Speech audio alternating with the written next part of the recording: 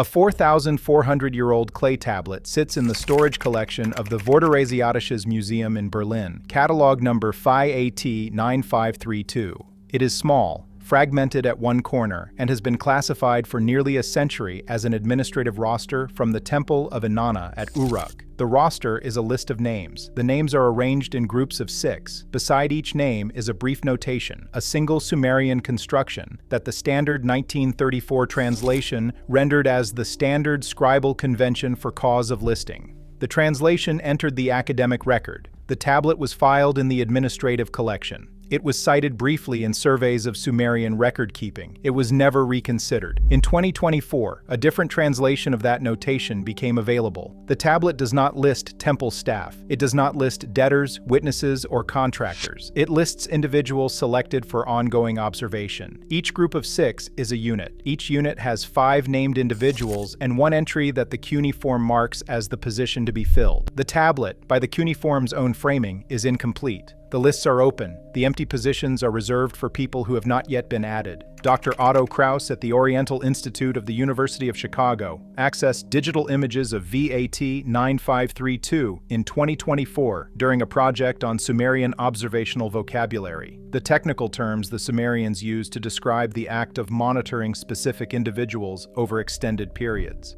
The vocabulary on VAT9532 was Kraus's specific interest. He noted that the cuneiform construction beside each name was not the standard scribal convention for cause of listing. It was the construction the Sumerians used in administrative records to specify the trigger that had caused an individual to be added to a tracking register. The verbs were technical, the framing was operational. The tablet was not a list of people who had received something from the temple. It was a list of people who were being watched. Kraus cross-referenced the trigger constructions against thousands of Sumerian texts. The same construction appeared in inspection rosters, in custom surveillance documents, and in the records of the temple staff assigned to monitor individuals whose behavior had attracted institutional attention. Kraus published his analysis in the Journal of Near Eastern Studies in 2024. The academic response was silence. No rebuttal, no follow-up, no engagement. The paper exists. The 5 trigger categories exist in the published record. To understand what Kraus found, it helps to read the 5 categories the tablet sets out for each unit of 6. The cuneiform specifies that the first 5 positions in each unit are occupied by individuals who have already been identified as meeting one of the 5 trigger criteria.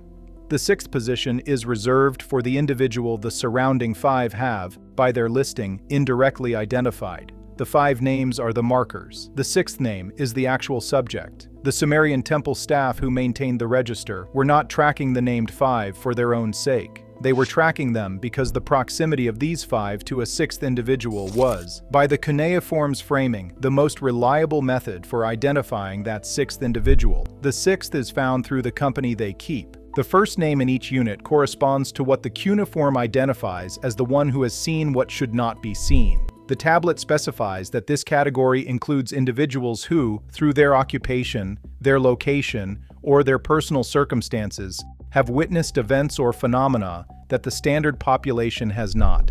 The first category is broad. It includes those who work in places where unusual things occur, those who travel routes that cross thresholds the population at large avoids, and those whose ordinary lives have brought them into contact with information that the temple system considers above ordinary access. The first name is the witness. Across thousands of years and multiple cultures, witnesses have appeared in the records of every institution that monitors what its population sees. Modern parallels include those who work in restricted facilities, those whose professions place them adjacent to events that are not publicly documented, and those whose personal lives have included encounters with phenomena that the explanatory frameworks available to them did not account for. The first category includes a substantial portion of any modern population. The second name in each unit corresponds to the one who has spoken what should not be spoken. The tablet specifies that this category includes individuals who have, in some form, transmitted information that the institutional framework had designated as restricted. The transmission may be deliberate, it may be inadvertent, it may consist of nothing more than the casual mention, in conversation with others, of information that the speaker did not realize was tracked.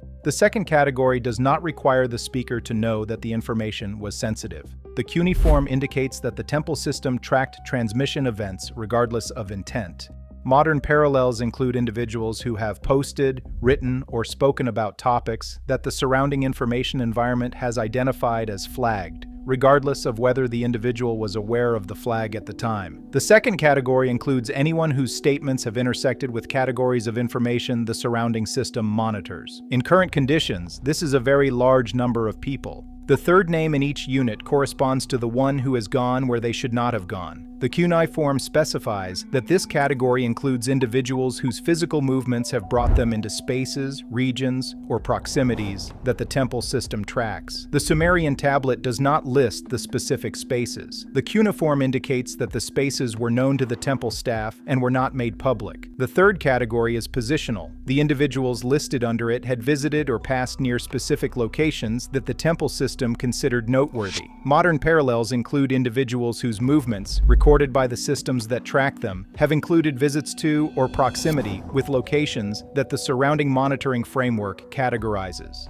The Sumerians did not have GPS data or transaction records to consult. Their tracking was conducted through human observation and report. Modern tracking is automated and continuous. The category, in either form, includes anyone whose physical presence has been recorded at a location of interest. Across a lifetime of ordinary movement, this is a very large number of locations and a very large number of people. The fourth name in each unit corresponds to the one who has been touched by what should not have touched them. The cuneiform's construction here is grammatically passive, indicating that the listing is not about an action the individual chose, but about a contact that occurred regardless of their will. The tablet specifies that this category includes individuals who have been affected by phenomena, conditions, or interactions that the temple system tracks. The contact may have been brief. It may not have been noticed at the time. The fourth category includes those who, in the Sumerian framing, carry traces of an event the system considers significant. Modern parallels include individuals who have experienced events whose effects persist in detectable form, including unusual medical conditions, psychological residues from incidents the individual cannot fully account for, and any other category of effect that leaves measurable trace.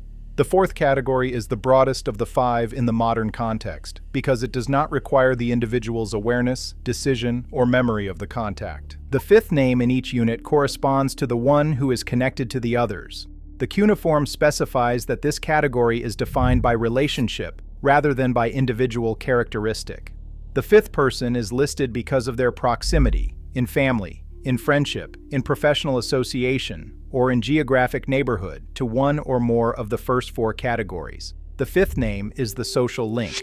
The temple system used the fifth category to extend its observation outward from the directly listed individuals to those connected to them. Modern parallels include any individual whose personal network includes one or more people who would themselves match the first four categories. In current conditions, this includes almost any adult with a normal range of social and professional relationships, because the density of the modern population and the connectedness of modern life ensures that nearly every individual is within 1 or 2 degrees of separation from someone in the other four categories. The sixth position in each unit is the position the first five identify. The cuneiform's construction for the sixth position specifies that this individual is the actual subject of the surrounding 5 entries. The first 5 are markers. The sixth is the one being monitored. The temple system used the proximity of the 5 categories to the sixth individual as the recognition criterion. An individual surrounded by 5 people who matched the 5 categories was, by the cuneiform's framing, statistically likely to be the kind of person the temple system had been searching for. The 5 named individuals were not in trouble themselves. They were the indicators. The sixth, identified through them, was the target of the actual observation. The tablet does not specify what made the sixth significant. It specifies only that the sixth was the one the system was attempting to locate, and that the 5 proximities were the most reliable method for locating them. The Atrahasis, the Babylonian flood narrative held in the British Museum, contains a passage describing the selection process that preceded the flood. The standard interpretation has treated this as mythological narrative. Krauss re-examined it. The Atrahasis text specifies that the council, the cuneiform, identifies as those who decide conducted the selection by working outward from observable markers in the population. The new detail here is method. The Babylonian text confirms that selection was identification by proximity. The selectors did not begin with a list of chosen individuals. They began with markers in the population and worked through the markers to find the actual selections. The Book of Enoch describes the Watchers as beings who maintain records of human activity, with each Watcher assigned to a specific set of individuals or a specific category of observation. The new detail here is structure. The Enochian text specifies that the Watchers worked in teams, with each team responsible for tracking a small group of related individuals over an extended period. The team structure on VAT 9532 with 5 markers, identifying a sixth, corresponds to the Enochian description. The Hopi tradition documented by Frank Waters in 1963 includes a teaching about what the elders call the watching circles.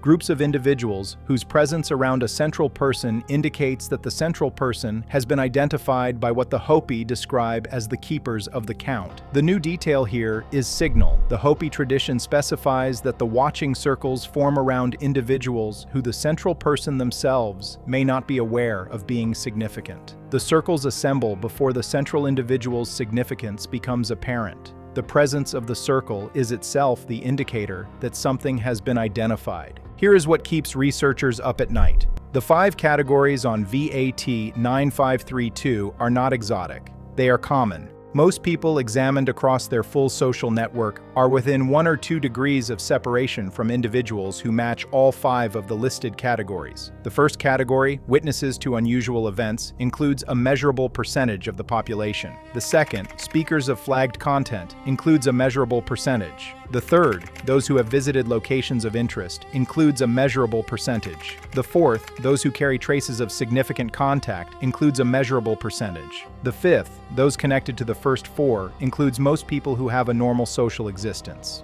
The combined probability that any individual is currently within the proximity range of 5 people matching the 5 categories is, in modern conditions, very high. The 6th position on the tablet is not rare. The 6th position is structurally common. Anyone with a normal life is the 6th in someone else's unit of 6. The question the tablet does not answer is how many units of 6 the surrounding observation framework is currently maintaining. The 5 markers are visible. The 6th is the subject, and the subject, in the cuneiform's framing, is identified by the company they keep without their knowledge or participation.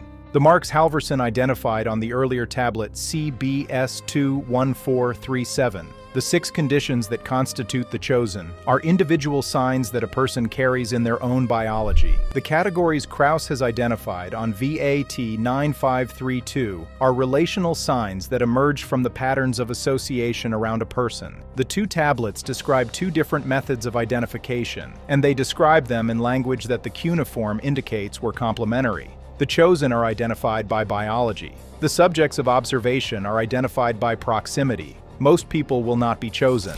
Most people will be subjects. VAT 9532 sits in the storage collection of the Vorderasiatisches Museum in Berlin today. It is not on public display. The German museum holds it under the cataloging classification established in 1934, which has not been updated to reflect Krauss's analysis. Dr. Krauss offers a translation of the closing line of the tablet that differs from the standard reading. The line, after the trigger categories are described, has been translated for nearly a century as "May the records be kept in order," a closing benediction. Krauss reads the verb form differently. The line is not a wish. The line reads, "The records are kept in order, and the position to be filled is filled when the markers gather." Filled when the markers gather. The first is the one who has seen, has seen. The second is the one who has spoken, has spoken. The third is the one who has gone, where they should not have gone, has gone. The fourth is the one who was touched, touched. The fifth is the one connected to the others, connected. And the 6th is the one the surrounding 5 identify. The 6th is the one the system was looking for. If you want to see more of what the restricted collections refuse to publish, subscribe.